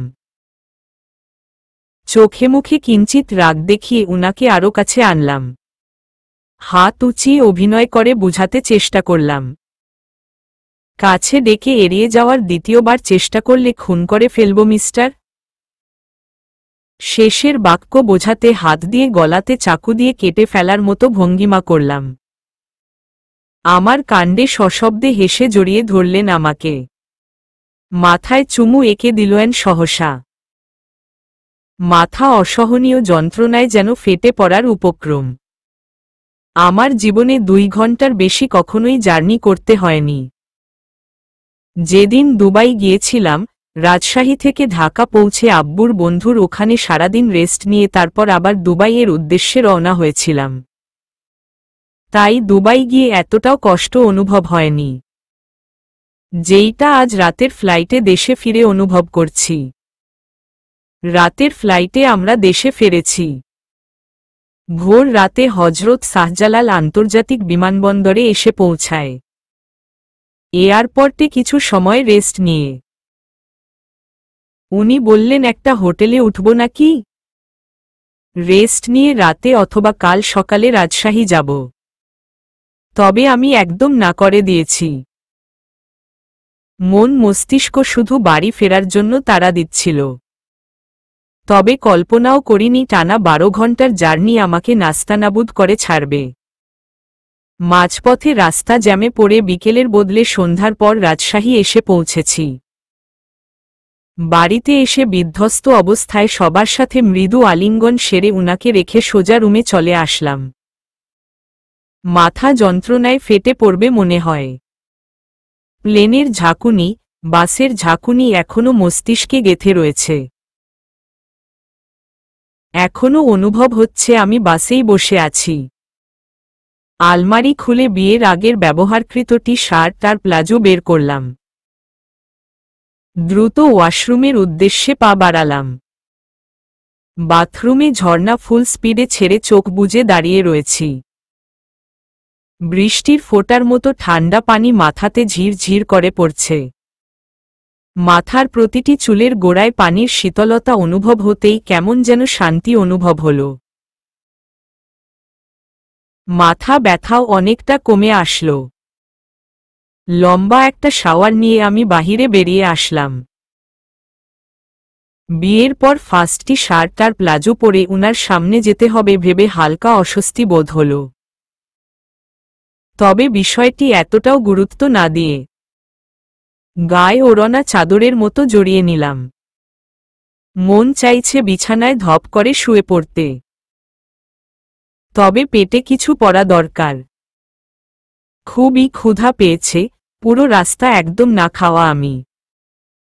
উনি বহুবার এটা ওটা খেতে বললেও আমি শুধু একটা আইসক্রিম খেয়েছি। এখন পেট ভরে একটু মায়ের হাতের রান্না করা খাবার খাব। যদি আম্মু খাইয়ে দিতে চাই তাহলে তো লুফে নিব ব্যাপারটা। তবে উনি এতক্ষণ কি করছেন? ফ্রেশ হবেন না বুঝি? এখনো বাহিরে সবার সাথে বসার এনার্জি পাচ্ছেন উনি? এত এনার্জি আসে কোথা থেকে উনার? বিষয়গুলো ভাবতে ভাবতে আমি ডাইনিং রুমে এসে দাঁড়ালাম। ভাইয়া, আব্বুর সাথে উনি সোফায় বসে খোশ গল্প করছেন। আমি তো উনাকে দেখে পুরো অবাক। মানুষটা ফ্রেশ হয়ে একদম ট্রাউজার, টি-শার্ট পরে বসে আছেন। তবে উনি কোথায় ফ্রেশ হলেন ভাবতেই মস্তিষ্ক বলে উঠল, ডাইনিং এ একটা ওয়াশরুম আছে। ভাইয়ার ঘরে একটা ওয়াশরুম আছে। এমনকি বাবা মার ঘরেও একটা ওয়াশরুম আছে। তাহলে উনার ফ্রেশ হওয়ার জন্য তোর পিছনে লাইন লাগানোর কোনো প্রয়োজন রয়েছে স্টুপিড? বাজে ভাবনাগুলো মাথায় বিড়বিড় করতে করতে বাবার পাশে এসে ধপ করে বসে পড়লাম। বাবার কাঁধে মাথা এলিয়ে দিয়ে চোখ বুজে রইলাম। ঘুমে চোখ ফেটে যাচ্ছে। 2 মিনিট সবাই চুপচাপ থাকলে শিউর আমি এইখানেই ঘুমিয়ে পড়ব। আব্বু মাথায় হাত বুলিয়ে দিতে দিতে হাস্যজল স্বরে বললেন, খাবার খেয়ে গিয়ে রেস্ট কর মা। জামাই তোর জন্য সেই কখন থেকে অপেক্ষা করছে। আব্বুর কথায় মাথা উঁচু করে ধুলুমুলু দৃষ্টিতে উনার দিকে তাকালাম। ভাইয়ার সাথে কথা বলার ফাঁকে ভ্রু কুঁচকে আমার দিকে তাকালেন। আমি উনার দৃষ্টিকে টোটালি ইগনোর করে এবার আব্বুর কোলের মধ্যে মাথা এলিয়ে গুটিসুটি মেরে সোফাতেই শুয়ে পড়লাম। আমাকে শুতে দেখে আব্বু উচ্চ কণ্ঠে মার উদ্দেশ্যে বললেন, রাবেয়া, হয়নি তোমার? নীরু বোধহয় ঘুমিয়েই পড়বে তুমি আসতে আসতে। আব্বুর কথা কানে পৌঁছাতেই মা ঝড়ের বেগে রান্নাঘর থেকে এলো। ভাইয়াকে রান্নাঘর থেকে খাবারগুলো দ্রুত টেবিলে সাজাতে বলে আমার পাশে এসে দাঁড়ালো। আদরে গলায় ডাক দিল, নীরু আম্মু রে উঠো বাবা, এই যে সব রেডি, খেয়ে নিবি চল। মায়ের ডাক কানে পৌঁছেছে ঠিকই, তবে চোখ আর মন বলছে উত্তর দিস না, ঘুমিয়ে পড়।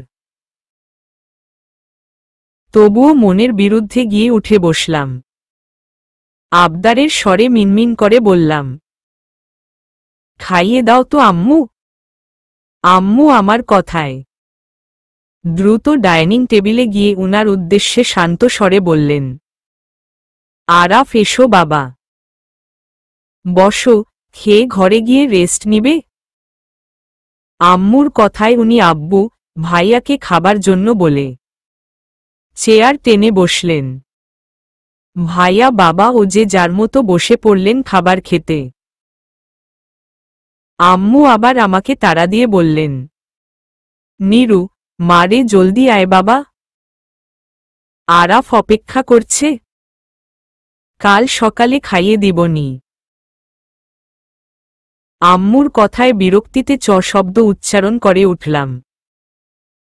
ততক্ষণাৎ গাঢ় গলায় উনি বলে উঠলেন, খালামুনি, আপনি নিরুপমাকে খাইয়ে দিন, আমি একা একা যা প্রয়োজন তুলে নিয়ে খাবো, সমস্যা নেই। সারাদিন নিরুপমা কিছুই খায়নি, ওকে খাইয়ে দিন। উনার কথা কর্ণপাত হতেই পুনরায় ধপ করে আমি সোফায় বসে পড়লাম। সোফার উপর পা তুলে শান্তিতে বসতেই মা প্লেটে করে খাবার এনে পাশে বসলেন। পরম আদরে খাইয়ে দিতে লাগলেন। খাবার খেয়ে পেট তো ভরলই, সাথে মনটাও ভরে গেল। অনুভব হচ্ছে কেউ খুব সযত্নে মুখে নেমে আসা চুলগুলো কানে গুজে দিল। কোলবালিশ জড়িয়ে আরামে শুয়েছিলাম। সেই বালিশটাও সরিয়ে দিল। গায়ে কম্বল তুলে দিয়ে পাশে এসে শুয়ে পড়ল। গায়ের গন্ধে টের পেলাম উনি এসেছেন। খাওয়া শেষে আমি ঘরে আসব বলে উনাকে চোখের ইশারা করাতে উনি ডোন্ট কেয়ার ভাব নিয়ে বাবার সাথে কথা বলছিলেন। এক প্রকার গাল ফুলিয়ে ঘরে এসে লাইট অফ করে শুয়ে পড়েছি। ক্লান্ত শরীরে শুয়ে পড়তেই চোখ জুড়ে রাজ্যের ঘুম এসে ভর করেছে। তলিয়ে গিয়েছে গভীর ঘুমের দেশে। উনি পাশে এসে শোয়াতে হালকা ঘুম ছুটে গিয়েছে আমার। তবু চোখ বুজে ঘুমিয়ে থাকার মতো পড়ে আছি। গায়ে প্রচণ্ড ব্যথা অনুভব হচ্ছে। এত ঘন্টা জার্নির ধকল শরীরের উপর ব্যাপক প্রভাব ফেলেছে। উনি বুকের মধ্যে আষ্টেপিষ্টে জড়িয়ে ধরলেন আমাকে। ব্যথায় ভরা শরীরে উনার পুরুষালী দৃঢ় আলিঙ্গনে ব্যথায় মৃদু শব্দে আহ বলে ককিয়ে উঠলাম। ভ্রু কুঁচকে উনি আমার দিকে তাকালেন। অস্থির কণ্ঠে বললেন, কি হলো? ব্যথা পেয়েছ? আমি চোখ বন্ধ করেই ব্যথায় জর্জরিত শরীর নিয়ে আর্তনাদের স্বরে মিনমিন করে বললাম, পুরো শরীরে অসম্ভব যন্ত্রণা হচ্ছে, ব্যথায় মরে যাচ্ছি আমি। আমার কথা কানে যেতেই উনি দ্রুত বিছানা ছেড়ে উঠলেন। উনি এভাবে উঠাতে বিরক্ত হলাম আমি। বিরক্তিতে চোখ মুখ কুঁচকে উনার দিকে তাকালাম। উনি ফোনের আলো দিয়ে উপর হয়ে উনার ল্যাগেজে কিছু খুঁজছেন। মাথা তুলে একটু দেখে আমি বিরক্তি কণ্ঠে ভারী গলায় বললাম, এত রাতে কি খুঁজছেন? এদিকে আসুন, আমার ঘুম হয়নি, আরও ঘুমোতে চাই। যা লাগবে কাল সকালে খুঁজে দিব। কথাগুলো বলে আমি শুয়ে পড়লাম। উনি কিছুক্ষণ খুঁজে না পেয়ে ধীরে ধূর শব্দ উচ্চারণ করলেন। হালকা ঘুমে আচ্ছন্ন থাকলেও কানে এলো কথাটা। চোখ খুলে তাকাতেই উনাকে খাটের পাশে দাঁড়িয়ে দেখতে পেলাম। নিচু হয়ে আমার মাথার কাছে মুখটা এনে উনি বললেন, নীরবের কাছে গেলে কি না পা বা এইচ পাবো এখন? উনার কথায় ঘুম কেটে গেল সহসা। দ্রুত উঠে বসলাম। কোমর থেকে পায়ে অসহনীয় যন্ত্রণা অনুভব হল। তবুও কৌতূহল হয়ে উনার কপালে হাত ছুঁয়ে অস্থির কণ্ঠে বললাম, জ্বর এসেছে নাকি আপনার? উনি এবার মুচকি হেসে আমার হাতটা উনার হাত দিয়ে ধরলেন।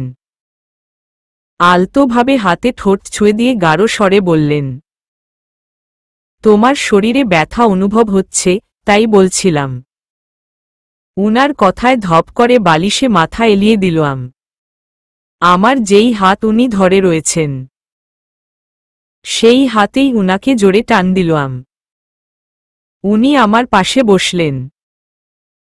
আমি চোখ বুজে বিড়বিড় করে বললাম, ঔষধ লাগবে না, আপনি আসুন। আপনার বুকে মাথা রেখে লম্বা একটা ঘুম দিলই, দেখবেন সকালে একদম ঠিক হয়ে যাবে ইনশাআল্লাহ। আমার কথায় উনার ঠিক কি প্রতিক্রিয়া হলো বুঝতে পারলাম না। শুধু অনুভব করলাম উনি আমার পাশে এসে শুয়ে পড়লেন। আমার গলার মধ্যে দিয়ে হাত চালিয়ে উনার প্রশস্ত বুকে আমার মাথাটা রাখলেন। কম্বল দিয়ে জড়িয়ে কপালে গাঢ় চুম্বন করলেন। উনার বুকে পরম শান্তিতে আমি পুনরায় ঘুমের রাজ্যে তলিয়ে গেলাম। অসহনীয় উত্তাপে শরীর পুড়ে যাচ্ছে মনে। ক্ষণে ক্ষণে কাঁপুনি শুরু হচ্ছে। উনাকে জড়িয়ে যখন গভীর ঘুমে আচ্ছন্ন, ঠিক তখনই অনুভব করলাম উনি অস্থির কণ্ঠে ডেকে চলেছেন, নিরুপমা, এই তোমার গা জ্বরে পুড়ে যাচ্ছে তো? উনার কথা কানে আসতেই কিছুটা সজাগ হলাম আমি। সারা গায়ে ছুঁচ ফুটানোর মতো যন্ত্রণা হচ্ছে, সাথে প্রচণ্ড উত্তাপে শরীর যেন পুড়ে যাচ্ছে। হুশ জ্ঞান লোপ পাওয়ার মতো ভাষা ভাষা চোখে তাকালাম উনার দিকে।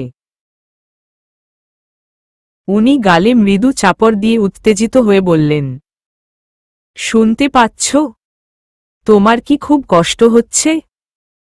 দাঁড়াও খালু, খালামুনিকে ডাক দেই। কথাটা বলে উনি উঠে যেতে পা বাড়ালেন। আমি অস্পষ্ট আওয়াজে কিছু বলতে চেয়েও বলতে পারলাম না। তার আগেই উনি দ্রুত দরজা খুলে বেরিয়ে পড়লেন। আব্বু, আম্মু, ভাইয়া এসে যেন আরো বেশি অস্থির হয়ে উঠলেন। ভাইয়া দ্রুত ফোন দিলেন ডাক্তারকে। রাত ৩টায় ডাক্তার কোথায় পাওয়া যাবে? শুনলাম ভাইয়ার খুব কাছের একজন বন্ধু সবে মেডিকেলে মেডিসিন বিভাগে পড়াশোনা করে বেরিয়ে এসেছেন।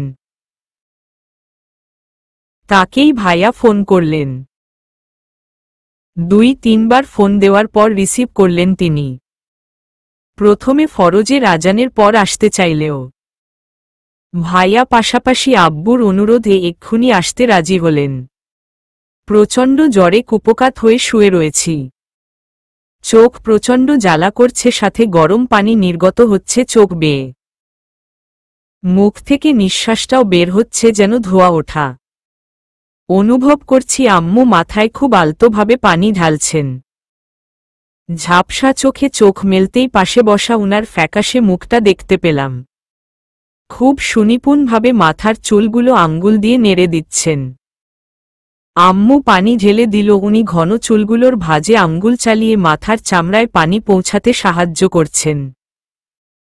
কখনো কখনো হাতে হালকা পানি নিয়ে পুরো মুখটা আলতোভাবে মুছে দিচ্ছেন। চোখগুলোতে ভেজা হাতে মৃদু চাপ দিচ্ছেন। বলতে গেলে সবাই আমাকে নিয়ে একদম অস্থির হয়ে পড়েছেন। এর পিছনে বড় একটা কারণ রয়েছে। জ্বর আসলে আমার হুটহাট খিঁচুনি হয়। আর ছোট থেকে এই সমস্যায় ভুগছি আমি। বহু চিকিৎসা করেও আমার রোগটা ভালো হয়নি, তবে অনেকটাই কমে গিয়েছে।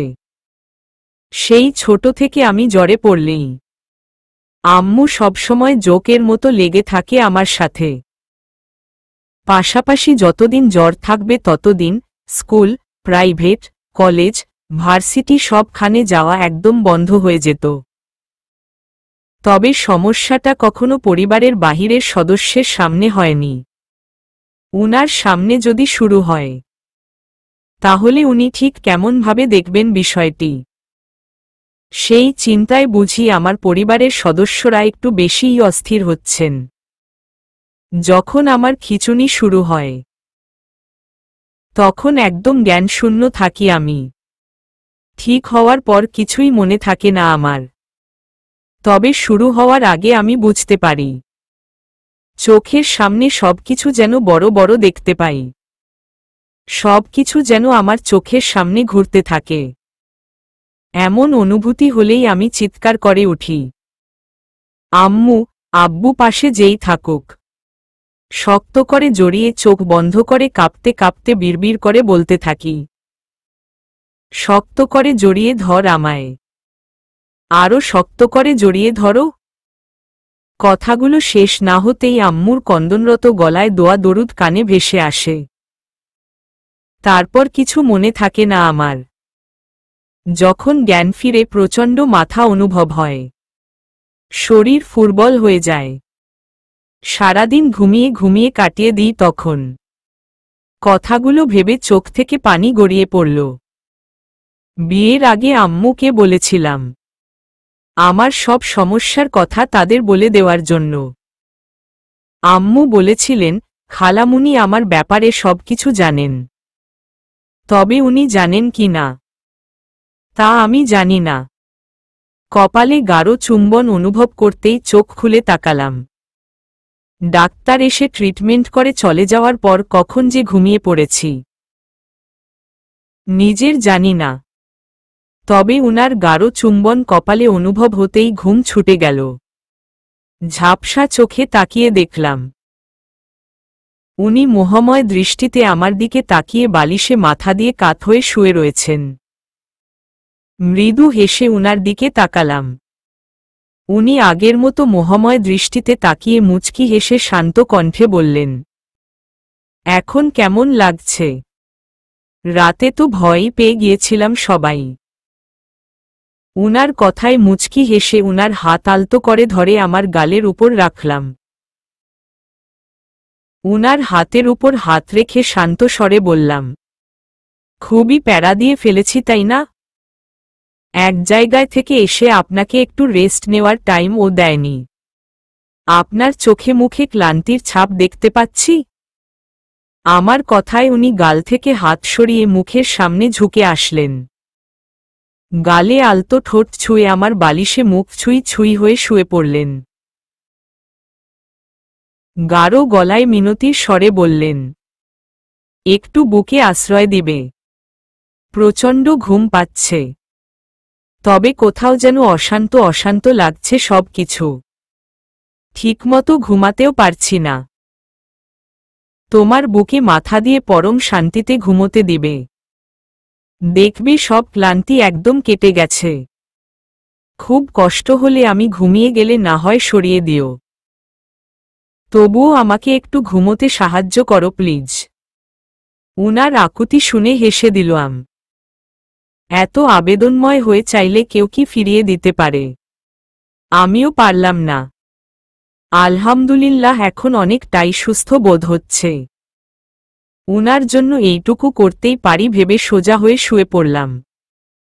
উনার মাথার নিচে দিয়ে হাত গলিয়ে দিয়ে কাছে আসার ইশারা করতেই বাধ্য বাচ্চাদের ন্যায় উনি বুকে মাথা রাখলেন। গাঢ় আলিঙ্গনে আবদ্ধ করে বুকে মাথা গুজে পরম আবেশে চোখ বুজলেন। কম্বলটা উনার গায়ে ভালোভাবে দিয়ে মাথায় হাত বুলিয়ে দিতে লাগলাম। আস্তে আস্তে আমিও গভীর ঘুমে তলিয়ে যেতে লাগলাম। ঘুম থেকে উনার আগেই উঠে পড়েছি আজ।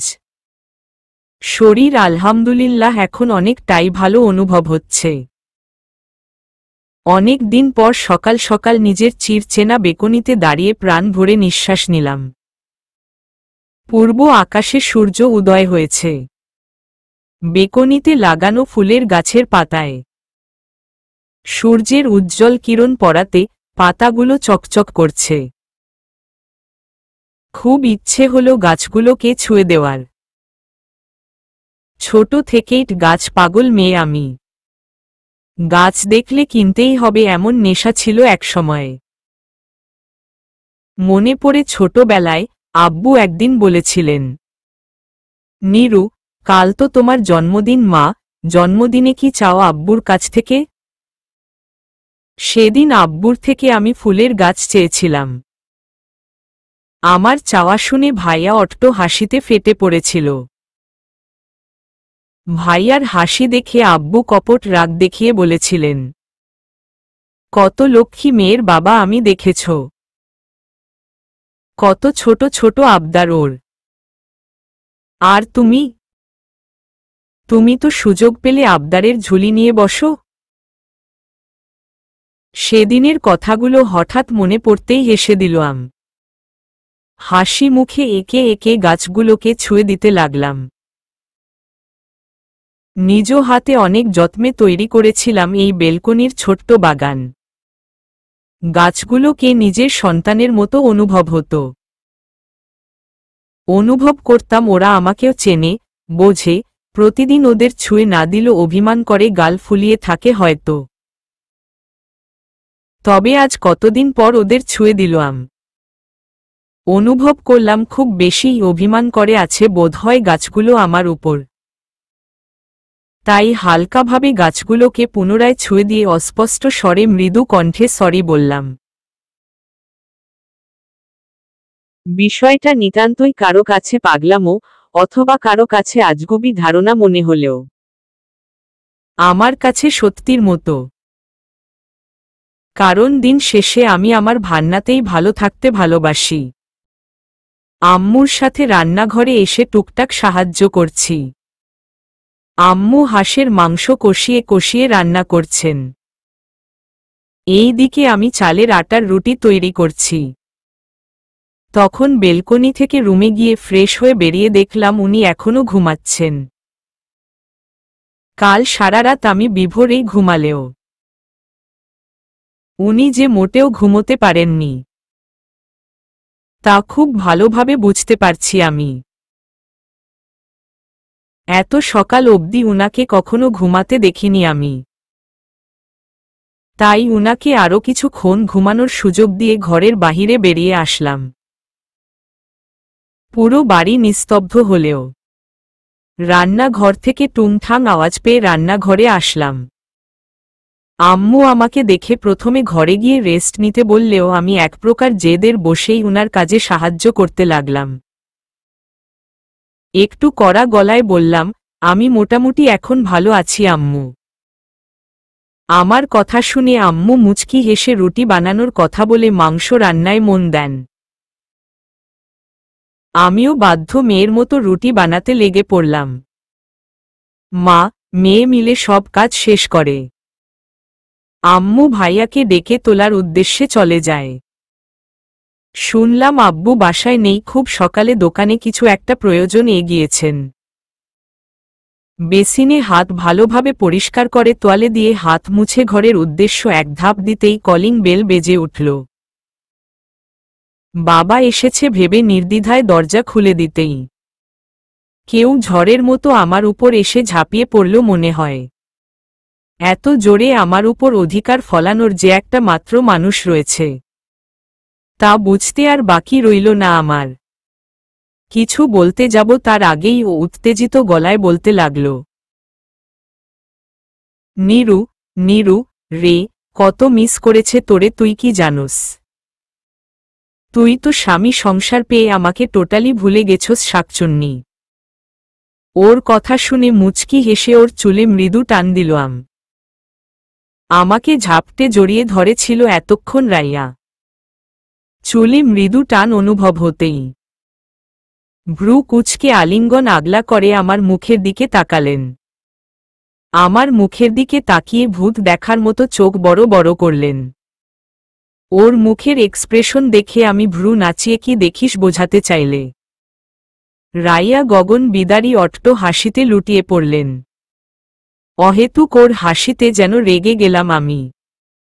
হাসির মাত্রা হালকা কমিয়ে রাইয়া রসিকতার স্বরে বলল, তুই তো হাফ প্যান্টের কাছে যাইয়া একদম গোল্লা হয়ে গেছস। গালগুলো তো রসগোল্লা হয়ে গেছে দোস্ত। জানি আমার একটু ওজন বেড়েছে, তাই বলে শয়তানটা এসেই মজা নেবে। বিষয়টা ভেবে ওকে শিক্ষা দেওয়ার জন্য মিথ্যা রাগ দেখিয়ে কড়া স্বরে বললাম, গোল্লা কেন, কয়েকদিন পর তো মিষ্টি কুমড়ো হয়ে যাব। তাতে তোর সমস্যা? তোর জন্য দুবাই থেকে যেইটা এনেছি। আমাকে মোটু বলার জন্য, আমাকে দেখে হাসার জন্য সেইটা তোকে আর দিব না। যা ফুট। কথাগুলো বলে হাসি দমিয়ে ঘরের উদ্দেশ্যে পা বাড়ালাম। পথ আটকে রাইয়া মলিন মুখে দাঁড়িয়ে পড়ল। মিনতির স্বরে মিনমিনে গলায় বলল, দোস্ত মজা করছি বুঝছস? তুই তো হুদাই রেগে যাচ্ছিস। রাইয়ার কথা শেষ হতেই আম্মু আর ভাইয়া এসে দাঁড়ালেন। রাইয়াকে দেখে আম্মু হাসি মুখে কখন এসেছে জানতে চাওয়াতে রাইয়া আম্মুর কাছে ছুটে গেলেন। গিফটটা হাতছাড়া হওয়ার আশঙ্কায় আম্মুকে অনেক বুঝাতে শুরু করলেন। মিটি মিটি হেসে ওর পাশে গিয়ে দাঁড়ালাম। কান ধরে টান দিয়ে মুচকি হেসে বললাম, ফাজিল মেয়ে, এত কথা খরচ করতে হবে না। আমি রাগ করিনি। তুই আম্মুর সাথে বস, আমি একটু আসছি, ঠিক আছে? আমার কথা শেষ হতেই দ্রুত জড়িয়ে ধরল রাইয়া আমাকে। যত দ্রুত জড়িয়ে ধরল ঠিক তত দ্রুত ছেড়ে দিল। ওকে বসতে বলে আমি লম্বা লম্বা পা ফেলে ঘরের ভেতর প্রবেশ করলাম। বিছানায় উনাকে দেখতে না পেয়ে বুঝতে পারলাম উনি উঠে পড়েছেন। ওয়াশরুম থেকে পানির আওয়াজ কানে ভেসে আসল। খাটের কাছে গিয়ে বিছানা গোছানোয় মনোযোগ দিলাম। বিছানা গুছানো শেষ না হতেই উনি ওয়াশরুম হতে বের হলেন। তোয়ালে দিয়ে মুখ মুছতে মুছতে বাহিরে বেরিয়ে আমার দিকে তাকালেন। উনার দিকে এতক্ষণ তাকিয়ে থাকলেও দুজনের চোখাচোখি হওয়াতে আমি চোখ ফিরিয়ে নিলাম। বিছানা গুছানো শেষ করে উনার দিকে তাকিয়ে দেখলাম উনি ড্রেসিং টেবিলের সামনে চুল আঁচড়াচ্ছেন। আয়নার মধ্যে দিয়ে আমার দিকে তাকিয়ে সাধারণ স্বরে বললেন, এখন কেমন ফিল করছো? জ্বর কি এখনো আছে? উনার কথায় আমি বেড ঝাড়ু খাটের নিচে রেখে উঠতেই উনি একদম পাশে এসে দাঁড়ালেন। জ্বর আছে নাকি তা দেখার জন্য কপালে হাত দিলেন। আমি শান্ত কণ্ঠে উনার দিকে চেয়ে বললাম, আলহামদুলিল্লাহ, এখন ভালো আছি। উনি কপাল থেকে হাত নামিয়ে গালে হাত রাখলেন। বুড়ো আঙুল দিয়ে গালে মৃদু স্লাইড করে গাঢ় স্বরে বললেন, ট্রি শার্টে তোমাকে অনেক সুন্দর লাগে তো। উনার কথা গালে রাখা উনার হাতটা হাতের মুঠোয় পুরে শান্ত স্বরে বললাম, রাইয়া এসেছে। বাহিরে অপেক্ষা করছে ও, চলুন বাহিরে। আম্মু খাবার জন্য ডেকেছেন। অনেক বেলা হয়ে গেছে তো। আমার কথাগুলো যে উনার কথাটা এড়িয়ে যাওয়ার জন্য বলা, তা উনি বুঝতে পেরে মুচকি হাসলেন। আলতোভাবে জড়িয়ে ধরলেন। কিছুক্ষণ চুপচাপ নীরবতা চলল আমাদের মাঝে। গালে গাঢ় চুম্বন করে হাতটা শক্ত করে ধরলেন। বাহিরে যাওয়ার উদ্দেশ্যে পা বাড়ালেন। খাবার টেবিলে সবাই খেতে বসেছি। আব্বুও একটু আগে ফিরে এসেছেন। রাইয়া প্রথমে চলে যেতে চাইলেও মায়ের কড়া আদেশ, খেয়ে যেতে হবে শুনে চুপচাপ খেতে বসেছেন। খাওয়ার মধ্যে ননস্টপ পকপক শুরু করতেই ভাইয়ার মৃদু ধমকে এখন চুপচাপ খেয়ে যাচ্ছে। ছোট থেকে কোনো এক অজ্ঞাত কারণে রাইয়া ভাইয়াকে খুব ভয় পায়, যেখানে আমি এক চুল পরিমাণ ভয় পাই না। সেখানে ও কেন ভয় পায় বিষয়টা আজও অজানা।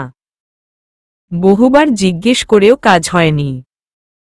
কথাগুলো মনে মনে আওয়াতেই উনি আব্বুর উদ্দেশ্যে স্বভাবসুলভ কণ্ঠে বললেন, খালু, নিরুপমা যেহেতু এখন আলহামদুলিল্লাহ ভালো আছে, আমি বিকেলে সাপাহার যেতে চাইছি। নিরুপমা কিছু দিন থাকুক এইখানে। ওখানে সবকিছু ঠিকঠাক করে আমি এসে নিরুপমাকে নিয়ে যাব। উনার কথা শুনে আব্বু এক লোকমা খাবার মুখে দিয়ে খাবার চিবুতে চিবুতে বললেন, এসেছ দুদিন রেস্ট করো, তারপর না হয় যেও বাবা। বাবার কথায় উনি আর চোখে আমার দিকে একবার তাকালেন। উনি চলে যাবেন শুনে মনটা বিষণ্ণ হয়ে উঠল। নিজেকে স্বাভাবিক রাখতে খাওয়াতে মনোযোগ দিলও। বারবার উনার দিকে তাকাতে লাগলাম। আমাদের মাঝে চোখাচোখি হল ক্রমশ।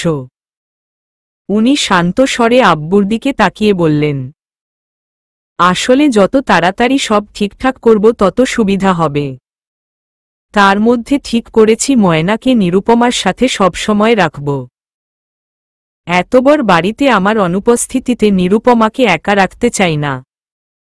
তাই বাড়ি গিয়ে ময়নার পরিবারের সাথে কথা বলতে হবে। উনার কথায় আব্বু স্বাভাবিক কণ্ঠে জবাব দিলেন, খুবই ভালো সিদ্ধান্ত বাবা। যেইটা ভালো হয় সেইটাই করো। তবে আব্বুর কথা শেষ হতেই আম্মু বাদ সাধলেন। আজকের দিনটা এখানে থেকে কাল সকালে যাওয়ার জন্য বললেন।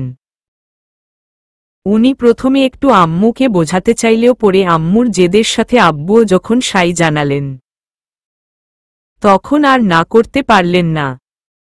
উনি আজ থাকবেন শুনে না চাইতেও মুখে হাসি ফুটে উঠল। আর চোখে উনি সেটা লক্ষ্য করলেন। মৃদু হেসে এক লোকমা ভাত মুখে পুরতেই থমকে গেলাম আমি। অনুভব করলাম উনার পায়ের দুষ্টু বিচরণ আমার পায়ে। সর্বাঙ্গ শিহরিত হল ক্রমশ। নিজেকে স্বাভাবিক রাখার সর্বোচ্চ চেষ্টা করে খাবার চিবুতে লাগলাম। সময়ের সাথে বেঁধে দেওয়া হয়েছে আমাদের জীবনকে। সময় এগিয়ে চলে, তার সাথে আমাদেরও ছুটে চলতে হয়। বহমান নদীর মতো সময়ের সাথে সাথে আমাদের জীবন বয়ে গেলেও কোথাও যেন আমরা থেমে থাকি। সময়ের মতো পিছুটানহীন আমরা মানুষরা নয়। আমরা তো পিছুটান বুকে চেপে সময়ের সাথে পাল্লা দিয়ে এগিয়ে যায়। তবে দিন শেষে কেন জানি না আফসোস হয়, সময়টা যদি থেমে যেত অথবা রিভার্স করে পিছুটানগুলো ছুঁয়ে আসতে পারতাম। ভুল ত্রুটিগুলো শোধরাতে পারতাম। সুখের মুহূর্তগুলো যদি আবার ফিরে পেতাম। তবে এগুলো শুধু নেহাতই আমার মনের কল্পনা। আর মানুষ তো শুধু তার কল্পনাতেই সুন্দর। আজ প্রায় 10 বছর পর চিরচেনা সেই প্রিয় শহরের উদ্দেশ্যে যাওয়ার জন্য রেডি হতে যাচ্ছি। হাজারো স্মৃতি যেন মনে উকি দিচ্ছে ক্ষণে ক্ষণে। অপ্রত্যাশিতভাবে আজ বুঝি পুরনো পিছুটানগুলোর মুখোমুখি হতে হবে। কত বছর ধরে খুঁজে চলা মানুষটার দেখাও বুঝি পেতে পারি। তবে কেন জানি না পুরনো কোনো টান, পুরনো সেই উত্তেজনা অনুভব হচ্ছে না। সময়ের সাথে সাথে অনুভূতিগুলো বুঝি বদলে যায়। নাকি ভাগ্যকে মেনে নিয়ে নিজেকে মানিয়ে নিতে পেরে অনুভূতিগুলো ভোঁতা হয়ে গেছে। উনি চলে গিয়ে প্রায় 2 দিন পেরিয়ে গিয়েছে। আমি ও ভার্সিটিতে গিয়েছিলাম কালকে। সামনে মাসে দ্বিতীয় সেমিস্টার পরীক্ষা হবে।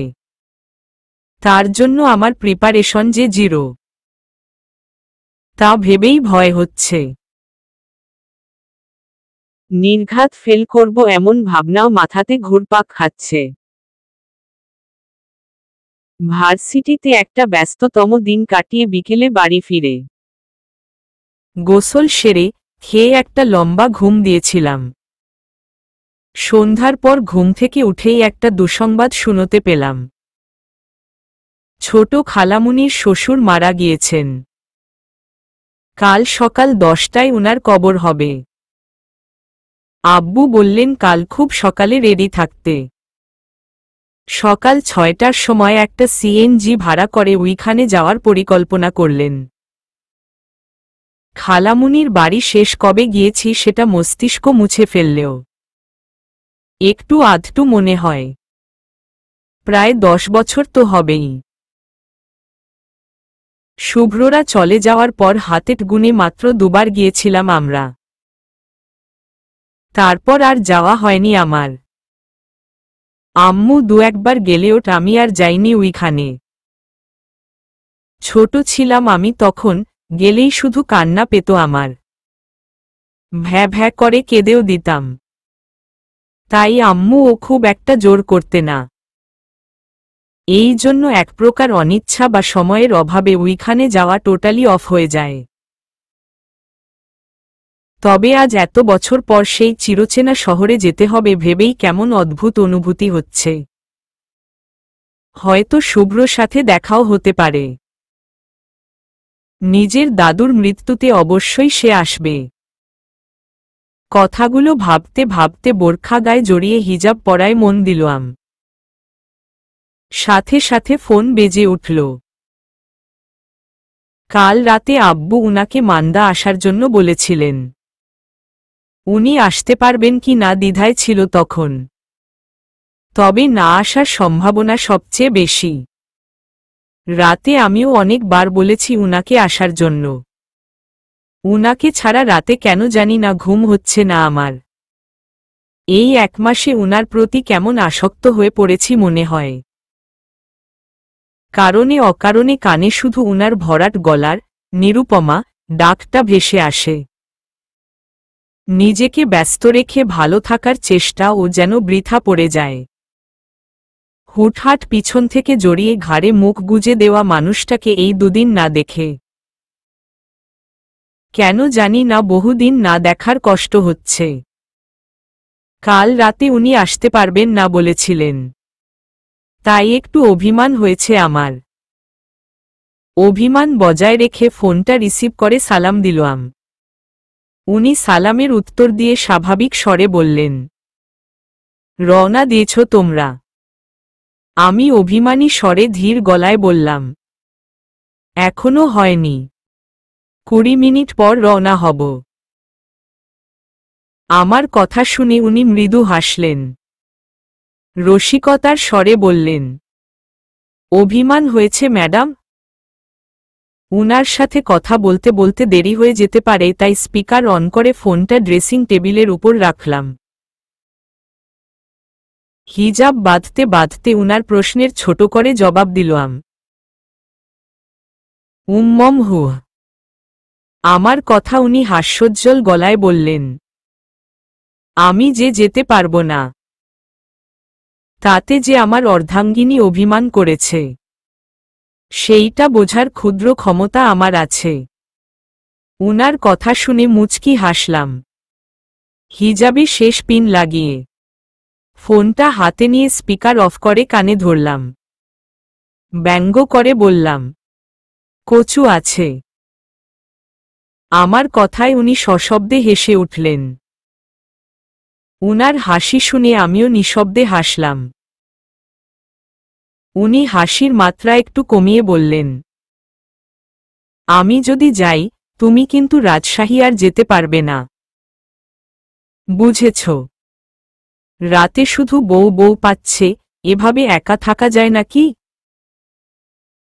তোমাকে নিয়ে আমি সাপাহার চলে আসবে ঠিক আছে। উনার কথায় খুশি হলেও সামনে পরীক্ষা, ভার্সিটিতে কিছুদিন আমার যাওয়ার প্রয়োজন। তার জন্য আমাকে রাজশাহী থাকতে হবে। বিষয়গুলো ভেবে বিষণ্ণ মনে বললাম,